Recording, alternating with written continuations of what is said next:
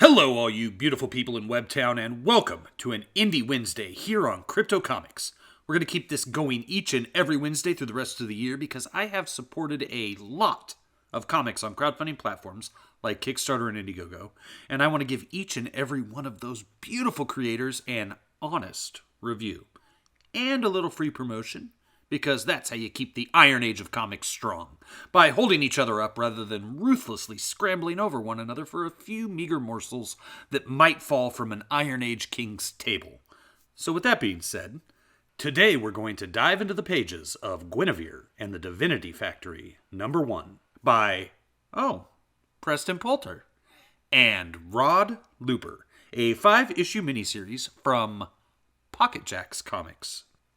As you can see right off the bat, Rod Luper's artwork is truly exceptional. This is 90s Image Comics level talent here, which myself and the Crypto Knights of the Long Box always appreciate. The writing by Preston Poulter also holds up well. The voices are very distinct and are maintained throughout the story, while the concept is a somewhat familiar one. The genre, as you can obviously tell, is fantasy, and issue 1 starts off at a party filled with magicians and spirits alike, which immediately reminded me of the first issue of Mystic from CrossGen Comics, which we have reviewed here on the channel in the past. Check out the Indie Comics playlist for that gem, which has artwork equally as stunning as Rod Luper's work here on Guinevere and the Divinity Factory. While the opening pages initially reminded me of CrossGen's popular Mystic, Guinevere's magical party in a mansion quickly devolves into a multi-roomed orgy of kinky sexual deviance and blasphemous roleplay, which was totally unexpected, unnecessary, and more akin to the third act of Stanley Kubrick's Eyes Wide Shut than an Image comic from the 1990s. It almost worked, but the bizarreness of it and targeting of Christianity detracted from the humorous aspect of Santa being punished by a dominatrix. The story is tight and rather straightforward after this brief departure into degenerate forced head shave scenes with she-devils of the SS.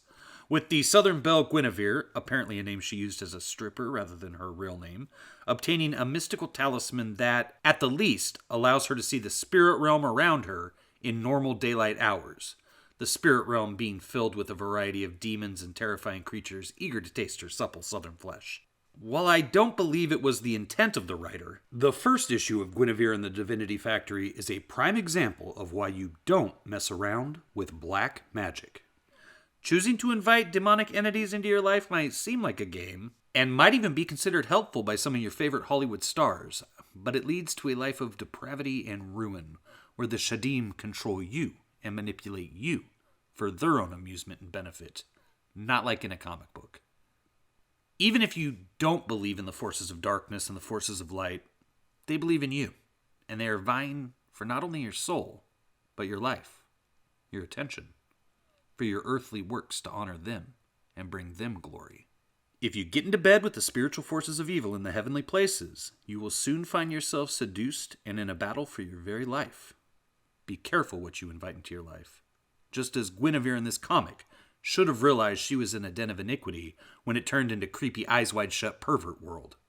Instead, she sought more and more control over the dark arts, racing ever further down the left-hand path to a reality which she could not escape, where the forces of darkness seek to extinguish life. All in all, Guinevere and the Divinity Factory was a beautifully made book, vivid, colorful, and shining brightly, just like the devil himself in his former Edenic glory.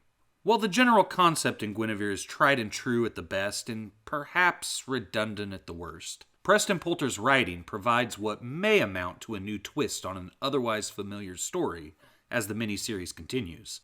His admiration for Southerners comes through in his writing, which is far from typical in comics of this or any generation, and which I consider refreshing to see in a story. Usually, Americans from the southern United States are roundly crapped on in the media, treated as ignorant hayseeds, when in fact, the southern accent is a remnant of our nation's British roots, with the English accent changing over time and taking on its own unique characteristics in the Old South.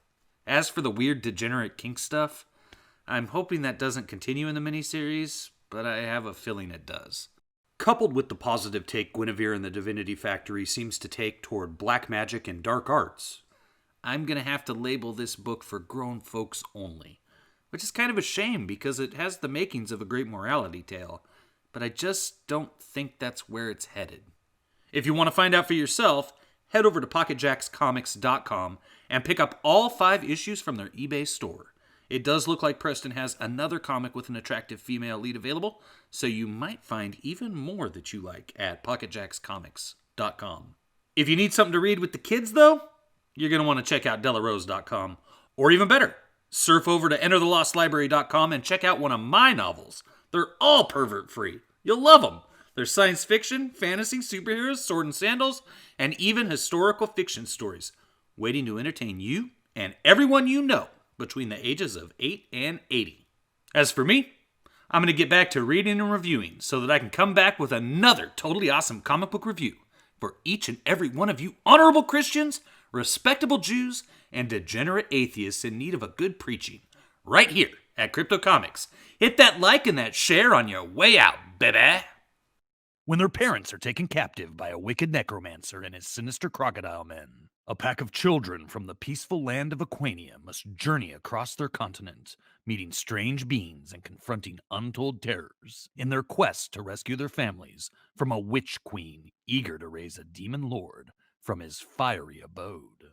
The Young Barbarians, written by your boy Crypto, is available now in both digital and print form on Amazon.com, published by the fine folks at the Lost Library.